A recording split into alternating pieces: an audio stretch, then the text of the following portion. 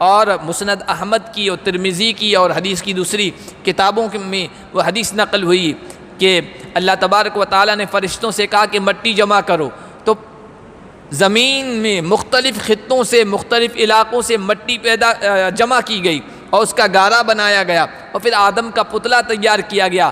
چونکہ پورے روئے زمین سے مٹی لائی گئی تھی تو کہیں کالی مٹی ہے، کہیں گندمی رنگ کی ہے، کہیں ریت ہے، کہیں بھربھری زمین ہے، کہیں سخت ہے، کہیں نرم ہے۔ پھر آدم کی اولاد میں بھی یہ ہر چیز کا جوڑا بنایا ہے، یہاں ہر چیز کا مد مقابل ہے۔ رات کا جوڑا دن ہے یا دن کا جوڑا رات ہے، اور تاریکی اندھیرا ہے، اس کا جوڑا روشنی ہے۔ اسی طرح مرد اور عورت کا جوڑا ہے، نر اور مادے کا جوڑا ہے۔ ہر چیز کا اللہ نے جوڑا بنایا ہے، ہر چیز کا مقابل بنایا ہے، اس کے ذریعے سے ایک فائدہ اور نفع حاصل ہوتا ہے، کوئی مقصد پورا ہوتا ہے۔ ہر چیز کا جوڑا ہے، ہر چیز کا مقابل ہے۔ کوئی اگر ہستی، کوئی ذات بے جوڑ ہے، بے مقابل ہے، یکتا ہے، وہ اللہ کی ذات ہے۔ یکتائی اسے ہی سجتی ہے۔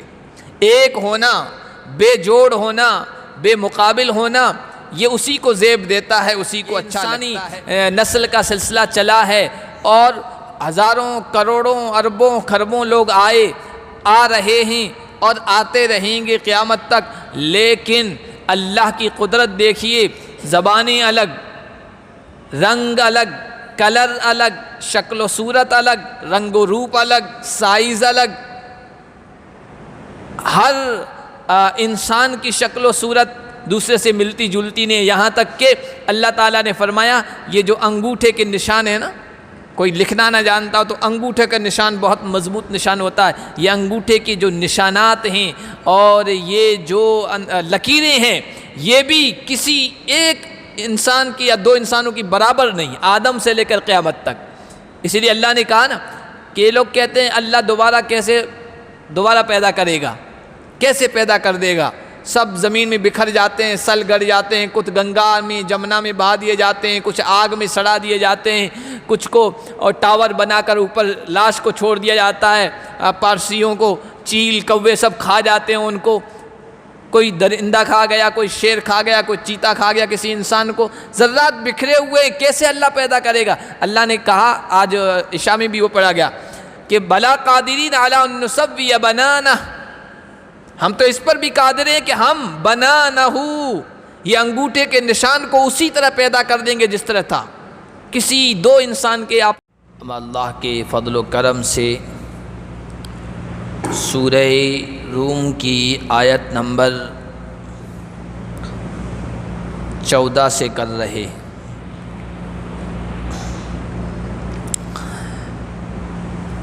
پچھلے درس میں جو آیتیں اخیر میں آئی تھی اس میں اللہ تعالیٰ نے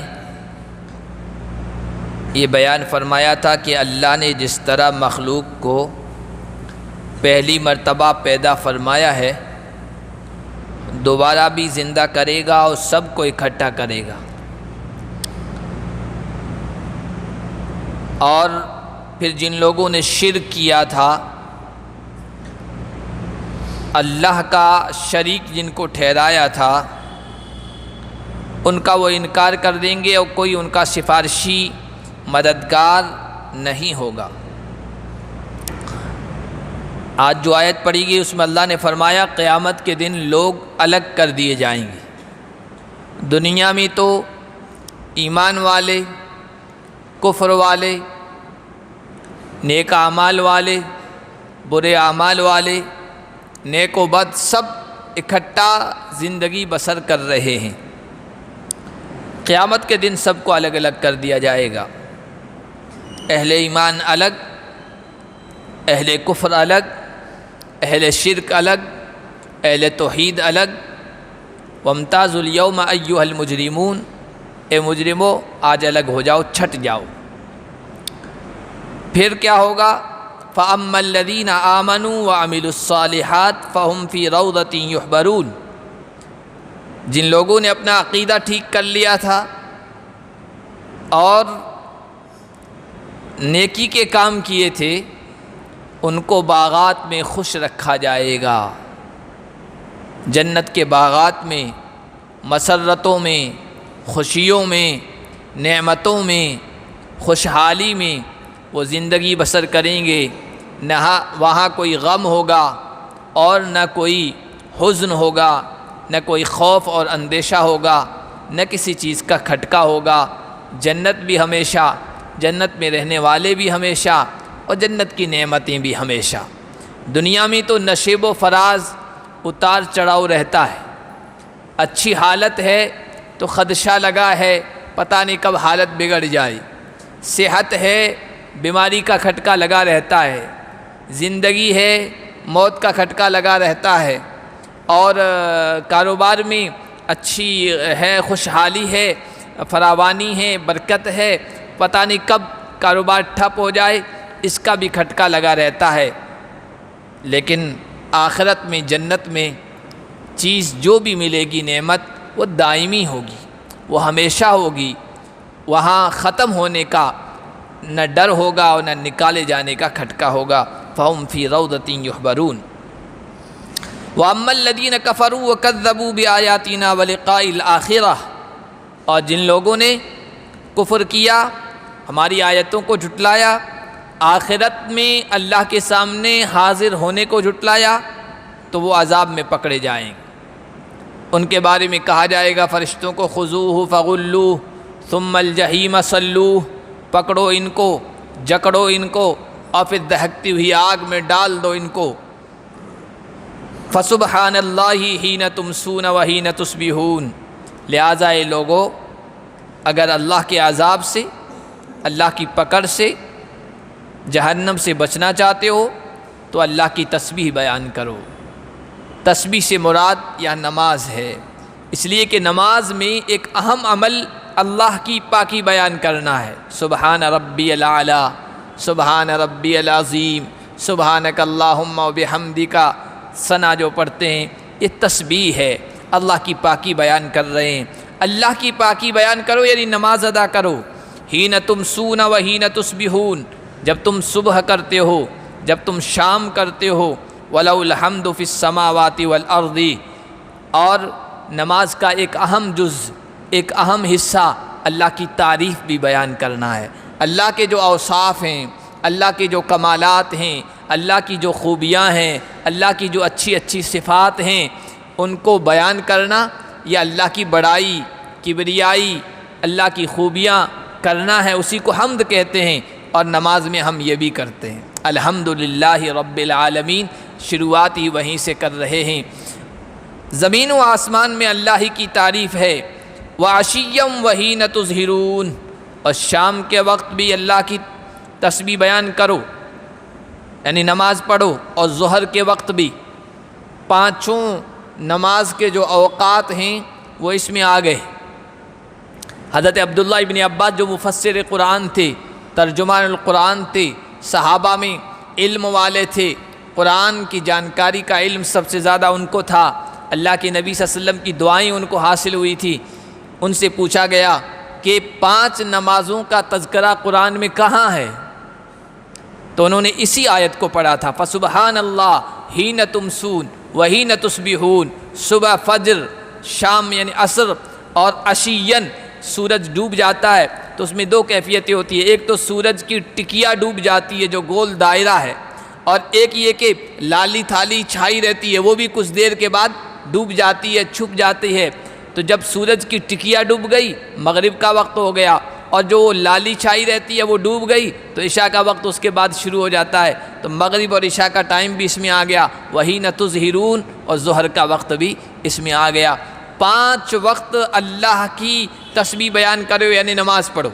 یہ 5 جو اوقات ہیں نا، اس میں اللہ کی قدرت بڑے مضبوط طریقے سے ظاہر ہوتی ہے۔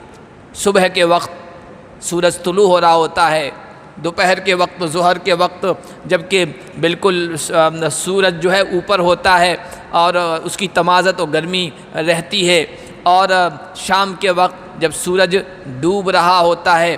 اور یہ جو اوقات ہیں یہ اللہ کی رحمت کے فیضان کے ہیں، اللہ کی رحمت بندوں کی طرف ان وقتوں میں متوجہ ہوتی ہے۔ فرشتوں کی ڈیوٹیاں بدلتی ہے، اور بندے جو اعمال کرتے ہیں وہ اللہ کے دربار میں پیش کیے جاتے ہیں، ان 5 وقتوں میں نمازیں رکھی گئی ہے تاکہ بندے اللہ کی رحمت سے خوب فائدہ اٹھائیں۔ یخرج الحی من المیت ویخرج المیت من الحی ویحیی الارض بعد موتها۔ اس صورت میں خاص طور پر مرنے کے بعد دوبارہ پیدا کیے جانے پر اللہ تبارک و تعالی قادر ہے، پیدا کرنے پر اللہ قادر ہے، قیامت کے وقوع کو بیان کیا گیا ہے، ثابت کیا گیا ہے۔ اس لیے اللہ فرماتے ہیں یخرج الحی من المیت، اللہ کی ذات تو وہ ذات ہے جو زندہ کو مردہ سے پیدا کرتی ہے، زندہ کو مردہ سے پیدا کرتی ہے۔ انسان کو اللہ تعالیٰ نے بنایا تو مٹی سے بنایا، آدم کو سب سے پہلے، مٹی بے جان چیز ہے، اس سے انسان کو پیدا فرمایا۔ اسی طرح زندہ کو مردہ سے پیدا کرنا، انڈا ہے، انڈا بے جان چیز ہے، اس سے چوزا نکل رہا ہے، جاندار چیز اس سے پیدا ہو رہی ہے۔ زمین سے کیا کیا چیزیں اللہ تبارک و تعالیٰ پیدا کر رہا ہے۔ یخرج المیت من الحی، مردہ کو زندہ سے پیدا کر رہا ہے، جیسے شہد کی مکھی ایک زندہ چیز ہے، اس سے شہد جیسی بے جان چیز پیدا ہو رہی ہے، اور جو ریشم کا کیڑا ہے ایک زندہ چیز ہے، اس سے ریشم تیار ہو رہا ہے، بے جان چیز اس سے تیار ہو رہی ہے۔ اسی طرح اگر روحانی اعتبار سے دیکھیں تو ایمان والا زندہ ہے، اور کفر و شرک والا انسان یہ گویا مردہ کے حکم میں ہے۔ اللہ تبارک و تعالیٰ اپنی قدرت کے کرشمے کبھی یہ بھی دکھاتا ہے کہ کسی اللہ کے ولی، اللہ کے پیغمبر، اللہ کے محبوب انسان جو زندہ کی مثال رکھتا ہے، اس کے گھر میں ناہنجار پیدا کر دیتا ہے۔ نوح کے بیٹے میں نوح کے خاندان میں نوح کے بیٹے کو نافرمان پیدا کر دیتا ہے، اور آزر جیسے بت پرست، بت تراش، بت بنانے والے اور مندر کے مہت کے گھر میں آزر جیسا، ابراہیم جیسا زندہ انسان پیدا کر دیتا ہے، اور ابو جہل جیسے مردہ انسان کے گھر میں اکرمہ جیسا زبردست سپہ سالار ایمان والا پیدا کر دیتا ہے۔ یہ مثالیں ہیں زندے کے یہاں مردے کے پیدا کرنے کی اور مردے سے زندہ پیدا کرنے کی۔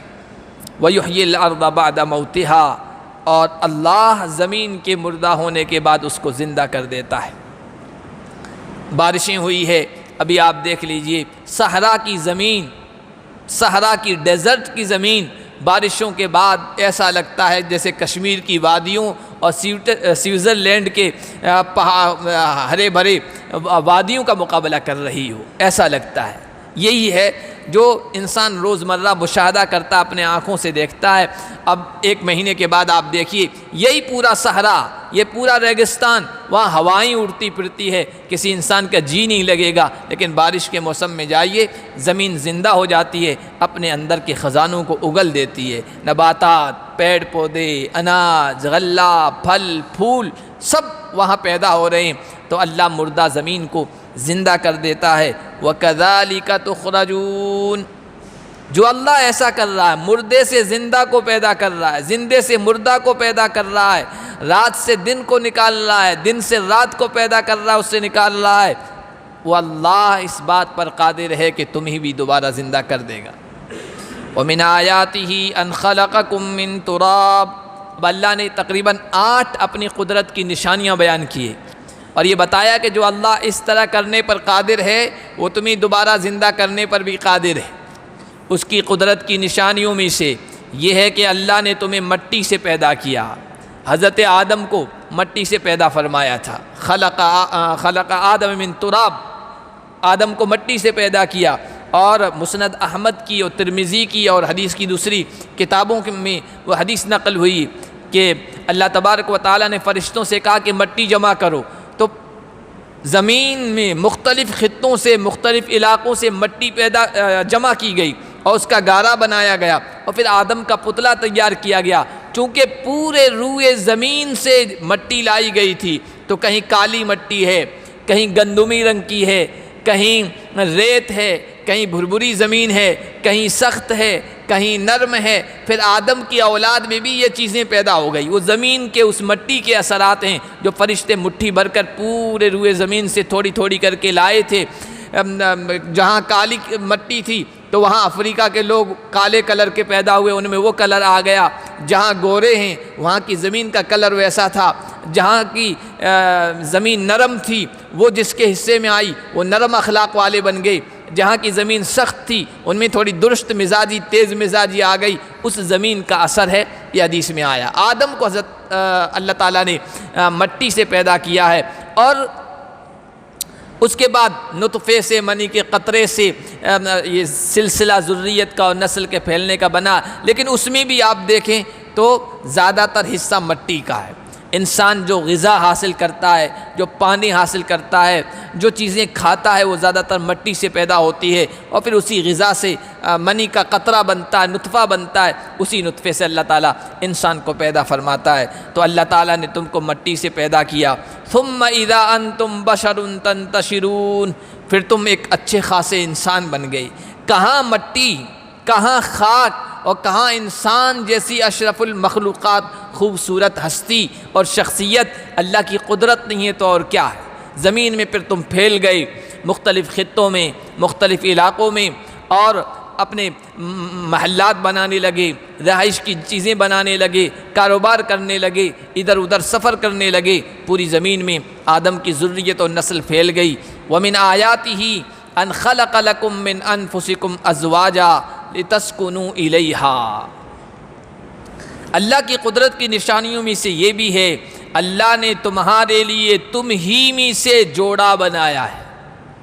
اللہ نے کائنات میں ہر چیز کا جوڑا بنایا۔ خلق الازواج، خلق الازواج، سورہ یاسین میں آیا اللہ نے ہر چیز کا جوڑا بنایا ہے۔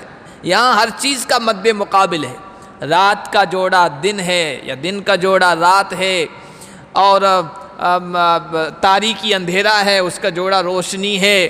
اسی طرح مرد اور عورت کا جوڑا ہے، نر اور مادے کا جوڑا ہے۔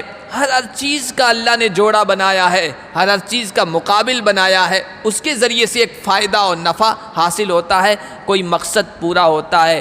ہر چیز کا جوڑا ہے، ہر چیز کا مقابل ہے۔ کوئی اگر ہستی، کوئی ذات بے جوڑ ہے، بے مقابل ہے، یکتا ہے، وہ اللہ کی ذات ہے۔ یکتائی اسے ہی سجتی ہے۔ ایک ہونا، بے جوڑ ہونا، بے مقابل ہونا، یہ اسی کو زیب دیتا ہے، اسی کو اچھا لگتا ہے۔ یکتائی اسی کی شان ہے، باقی ہر چیز کا جوڑا ہے۔ اور جب تک جوڑا وجود میں نہیں آتا ہے کسی چیز کا مقصد پورا نہیں ہوتا ہے۔ یہاں تک کہ یہ لائٹ آپ دیکھ رہے ہیں، فائدہ اٹھا رہے ہیں، یہ تار کا دو جوڑا ہوتا ہے، ایک جوڑے سے یہ بھی مقصد پورا نہیں ہوتا ہے۔ دو تار ہوتے ہیں، اس سے ہی یہ مقصد پورا ہوتا ہے، ارتھ اس سے پیدا ہوتا ہے۔ تو ہر چیز کا اللہ نے جوڑا بنایا، اور اس کا احسان انسان کا جو جوڑا بنایا ہے اسی کی جنس میں سے، انسانوں میں سے عورت کو اس کا جوڑا بنایا ہے، یا عورت کے لیے مرد کو جوڑا بنایا ہے۔ اگر اللہ تعالیٰ چاہتا تو کسی اور جنس سے جوڑا بنا دیتا، لیکن مقصد پورا نہیں ہوتا۔ کیوں؟ مقصد لِتَسْكُنُوا إِلَيْهَا، سکون حاصل کرو۔ اللہ تعالیٰ نے مرد اور عورت کے درمیان کشش رکھی ہے، توجہ رکھی ہے، اٹریکشن رکھا ہے۔ مرد عورت کی طرف مائل ہوتا ہے، عورت مرد کی طرف متوجہ ہوتی ہے، اور پھر اس کے ذریعے سے نسل بڑھتی ہے، ذریت بڑھتی ہے، خاندان پھیلتے ہیں۔ اور اللہ تعالیٰ جوڑا کسی اور چیز کا بنا دیتا تو پھر سکون حاصل نہیں ہو پاتا، راحت حاصل نہیں ہو پاتی، خواہش تو پوری ہو جاتی، انسان کی نفسانی خواہش تو پوری ہو جاتی، لیکن جو سکون حاصل ہوتا ہے مرد عورت کو ایک دوسرے سے، وہ سکون حاصل نہیں ہو پاتا۔ لِتَسْكُنُوا إِلَيْهَا وَجَعَلَ بَيْنَكُمْ مَوَدَّةً وَرَحْمَةً، اور تمہارے درمیان محبت رکھی، شفقت رکھی۔ کیا اللہ کی قدرت ہے، آپ دیکھیے، مرد اور عورت اجنبی ہوتے ہیں، اجنبی کے ساتھ انسان جلدی میل جول نہیں رکھتا ہے۔ سفر کے دوران بھی ساتھ میں سیٹ والا ہے، بہت دیر تک تو دور دور بیٹھا رہتا ہے، چپ چاپ بیٹھا رہتا ہے، پھر آہستہ آہستہ کھلتا ہے۔ ٹھیک ہے، سفر کے دوران گپ شپ کر لی، ادھر ادھر کی باتیں کر لی، اس کے بعد ختم۔ زیادہ تر کوشش یہی ہوتی ہے کہ اس سے دور ہی رہے، پتہ نہیں کیسا انسان ہے۔ اجنبی سے انسان جلدی میل جول نہیں رکھتا ہے، ان کے درمیان موافقت ہم آہنگی نہیں پیدا ہو پاتی ہے، لیکن اللہ نے عجیب اپنی قدرت سے یہ چیز پیدا کی نکاح کے اندر۔ پتہ نہیں لڑکی کس خاندان کی، لڑکا کس خاندان کا، نکاح ہو جاتا ہے، دونوں ایسے آپس میں محبت کے ساتھ رہنے لگ جاتے ہیں جیسے بہت پرانا رشتہ۔ مودت رکھ دی اللہ نے، شفقت رکھ دی۔ بعض علماء نے بڑا عجیب نکتہ بیان فرمایا ہے، مودت اور رحمت دو اللہ نے چیزیں بیان فرمائی ہے۔ مودت محبت کا تعلق جوانی سے ہے، جب مرد بھی جوان اور عورت بھی جوان، اور اس وقت جذبات ہوتے ہیں، خواہش کے جذبات ہوتے ہیں، تو یہ جذبہ ایک دوسرے سے جوڑے رکھتا ہے، کیونکہ ایک دوسرے کی خواہش ایک دوسرے سے پوری ہوتی ہے، اس جذبے کے تحت وہ دونوں ایک ساتھ رہنے پر مجبور ہوتے ہیں۔ اور جب جوانی ڈھل جاتی ہے، شباب ختم ہو جاتا ہے، طاقت ختم ہو جاتی ہے، بڑھاپے کا مرحلہ آ جاتا ہے، اب بڈھا بڈھی ہیں، اب تو خواہش کا وہ مسئلہ رہا ہی نہیں ہے نا، لیکن پھر بھی ایک دوسرے کا خیال رکھتے ہیں، ایک دوسرے کا خیال رکھتے ہیں، ایک دوسرے کے جذبات کا خیال کرتے ہیں، ایک دوسرے کی ضروریات کا خیال رکھتے ہیں۔ رحمت اسی سے تعلق رکھتا ہے، جہاں جذبات خواہشات تو سب ختم ہو گئی، اب ایک دوسرے سے جوڑے رکھے ہوئے شفقت کہ ان دونوں کے ذہنوں میں دماغ میں بات آتا ہے کہ جوانی میں ہم نے ایک دوسرے کا خیال رکھا ہے، ایک ساتھ بڑی محبت کے ساتھ زندگی گزاری ہے، تو اب بڑھاپے میں بھی ایک دوسرے کا خیال رکھا جائے، اور یہ اللہ پیدا کرتا ہے۔ تو اللہ نے تمہارے درمیان مودت رکھی، رحمت رکھی، یعنی شفقت رکھی۔ ان فی ذلک لآیات لقوم یتفکرون، بے شک اس میں نشانیاں ان لوگوں کے لیے جو غور و فکر کرتے ہیں۔ کیا نشانی ہے؟ ہر چیز کا اللہ نے جوڑا بنایا ہے، تو بھائی اس دنیا کا بھی ایک جوڑا ہے، وہ جوڑا جب تک سامنے نہیں آئے گا تو مقصد پورا نہیں ہوگا، اور دنیا کا جوڑا آخرت ہے۔ یہ اللہ تعالیٰ، یہ اس طرح سوچنے والے جو ہیں نا وہ کامیاب ہوتے ہیں، ان لوگوں کے لیے اس میں نشانیاں جو غور و فکر کرتے ہیں۔ لہٰذا جب اس دنیا کا جوڑا ہے تو اس دنیا ہی میں منہمک نہیں ہونا ہے، یہ دنیا ختم ہو جانی ہے، اور بعد والا جو جوڑا ہے وہ ہمیشہ رہنا ہے، آخرت کو ہمیشہ رہنا ہے، اس کے لیے تیاری کرتے رہنا چاہیے، اس کے لیے توشہ سفر، سامان سفر تیار کرنا چاہیے۔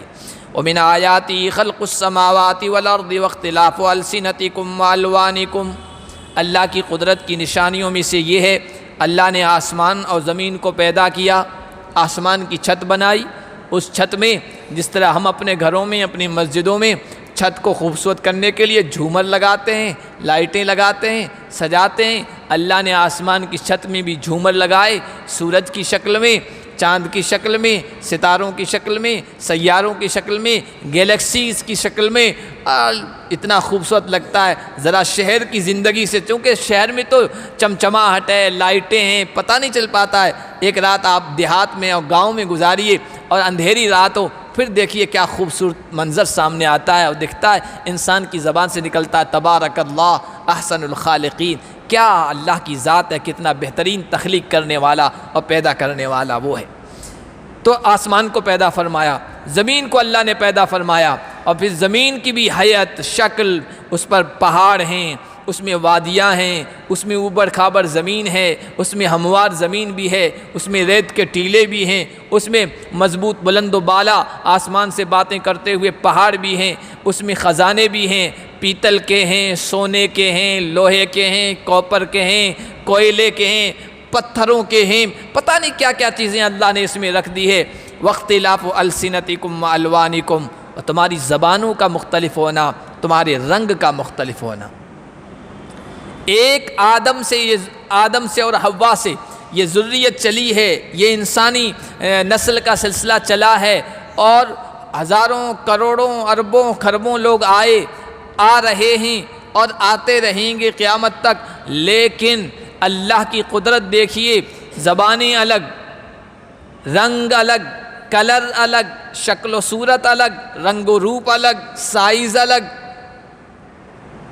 ہر انسان کی شکل و صورت دوسرے سے ملتی جلتی نہیں، یہاں تک کہ اللہ تعالیٰ نے فرمایا یہ جو انگوٹھے کے نشان ہیں نا، کوئی لکھنا نہ جانتا ہو تو انگوٹھے کا نشان بہت مضبوط نشان ہوتا ہے، یہ انگوٹھے کی جو نشانات ہیں اور یہ جو لکیریں ہیں، یہ بھی کسی ایک انسان کی یا دو انسانوں کی برابر نہیں، آدم سے لے کر قیامت تک، اسی لیے اللہ نے کہا نا کہ یہ لوگ کہتے ہیں اللہ دوبارہ پیدا کرے گا، کیسے پیدا کر دے گا؟ سب زمین میں بکھر جاتے ہیں، سل گڑ جاتے ہیں، کچھ گنگا میں جمنا میں بہا دیے جاتے ہیں، کچھ آگ میں سڑا دیے جاتے ہیں، کچھ کو اور ٹاور بنا کر اوپر لاش کو چھوڑ دیا جاتا ہے، پارسیوں کو چیل کوے سب کھا جاتے ہیں ان کو، کوئی درندہ کھا گیا، کوئی شیر کھا گیا، کوئی چیتا کھا گیا کسی انسان کو، ذرات بکھرے ہوئے، کیسے اللہ پیدا کرے گا؟ اللہ نے کہا، آج عشاء میں بھی وہ پڑھا گیا کہ بلا قادرین علی ان نسوی بنانہ، ہم تو اس پر بھی قادر ہیں کہ ہم بنانہ، یہ انگوٹھے کے نشان کو اسی طرح پیدا کر دیں گے جس طرح تھا، کسی دو انسان کے آپس میں نہیں ملیں گے، ہم اس پر بھی قادر ہیں۔ بلا سورہ قیامہ کے شروع میں آیا ہے۔ تو اللہ نے زبانیں الگ بنائی، ہزاروں زبانیں ہیں ہمارے یہاں ہندوستان میں، دیکھیں تقریباً 14 یا 15 16 زبانیں رجسٹرڈ ہیں سرکاری طور پر، جن کو مانیتا حاصل ہے۔ اس کے علاوہ ہر 12 کوس پر زبان کا لہجہ، انداز، الفاظ بدل رہے ہیں۔ ہر 12 کوس پہ جائیے لہجہ بدل جائے گا، انداز بدل جائے گا، کچھ الفاظ بدل جائیں گے، کہیں سین کو ہا بولا جا رہا ہے، کہیں کیا بولا جا رہا ہے۔ اس طرح یہ اللہ کی قدرت کی نشانیاں ہیں۔ رنگ روپ، یہاں تک کہ ایک باپ کے 5 بیٹے ہیں، ان کا رنگ و روپ، شکل، صورت، حیت ملتی جلتی نہیں ہوگی۔ گلا بظاہر ایک جیسا لگتا ہے لیکن 5 بیٹوں کی آواز الگ الگ۔ آنکھیں بند کر کے اندھیرے میں بھی آپ ہوں یا آنکھیں بند کر لیں اور کوئی بولے، ان 5 میں سے آپ پہچان لیں گے کون بولا ہے، پہلے نمبر والا بولا ہے یا چوتھے نمبر والا بولا ہے۔ اللہ کی قدرت کی نشانی، گلا بظاہر ایک جیسا لیکن آواز نکل رہے اس میں سب کی الگ الگ۔ یہ اللہ کی قدرت کی نشانیاں ہیں۔ بے شک اس میں نشانیاں ان لوگوں کے لیے جو علم رکھتے ہیں، جانکاری رکھتے ہیں۔ وَمِنْ آيَاتِهِ مَنَامُكُمْ بِاللَّيْلِ وَالنَّهَارِ وَابْتِغَاؤُكُمْ مِنْ فَضْلِهِ، اللہ کی قدرت کی نشانیوں میں سے تمہارا سونا ہے رات میں اور دن میں، اور اس کے فضل کو تلاش کرنا ہے۔ یہ بھی اللہ کی قدرت دیکھیے، اللہ نے اجتماعی نظام بنا دیا، انسانوں کے حوالے نہیں کیا کہ تم اپنے اپنے اعتبار سے آرام کرو۔ جب دن بھر انسان محنت کر کے، دوڑ دھوپ کر کے، ملازمت میں جا کر، کھیتی باڑی کر کے، کارخانے میں جا کر، ٹھیلا لگا کر ادھر ادھر دوڑ دھوپ کرتا ہے، محنت کرتا ہے، رات ہوتے ہوتے انسان کی جو انرجی ہوتی ہے نا وہ بکھر جاتی ہے، سست پڑ جاتا ہے۔ اب اس کو آرام کی ضرورت پڑتی ہے۔ اب آرام کی ضرورت پڑی، انسانوں کے حوالے کر دیا، اپنے اپنے اعتبار سے ٹائم فکس کر لو سوتے رہنا۔